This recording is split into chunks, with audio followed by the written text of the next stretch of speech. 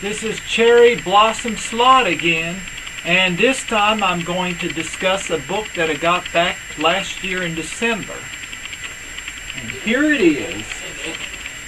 There's One in Your Neighborhood, The History of the Lost Theaters in New Orleans by Rene Brunet. And I want to tell you something about him. Rene Brunet's family was theater owners. His father owned a neighborhood theater opened in the 1920s, and he used to manage the popcorn. He was a little kid.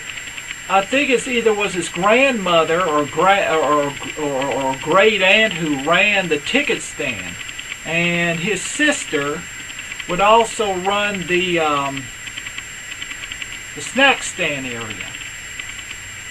And it was a family-owned business, and as he grew up, he learned about managing theaters. And half his life, he bought theaters and managed them. And he's still alive. He's a healthy 90-year-old man. He looks a little bit younger. And his father was senior, but see, he was Rene Brunet Jr. He runs the last of the single auditorium theaters, the Britannia, which you should visit if you ever come to New Orleans. It's a beautiful little movie theater, and it has classics at 10 a.m. on Fridays and Saturdays, as well as Friday night cult shows like the Rocky Horror Picture Show. It has also new movies as well, and it's the last of the neighborhood theaters. Well, except in the business district, they're building a multiplex. I don't know if they're finished yet, but that's the first neighborhood theater in years. But this is a surviving single auditorium thing. And the book tells the history of theaters that came and went. For example, there was a theater that had opened, I think, either 2000, 2005. It was a multiplex, and Hurricane Katrina hit it. After Hurricane Katrina dried away, it never opened up again because it just didn't do any business to begin with. And they talk about the history of the drive-in theaters, and then they talk about the Cinerama theater that was built, the Martin Cinerama that when Cinerama was dying.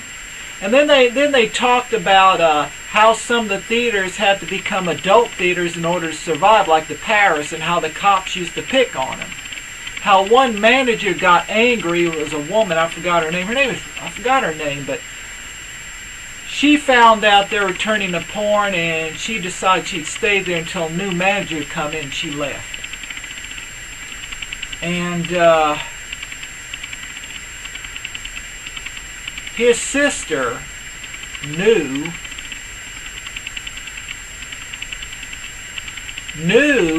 an actress who was her personal friend that had become real famous. She'd show up in the theaters, the neighborhood theaters, for entertainment. As I said, his sister knew an actress who would become famous in Hollywood.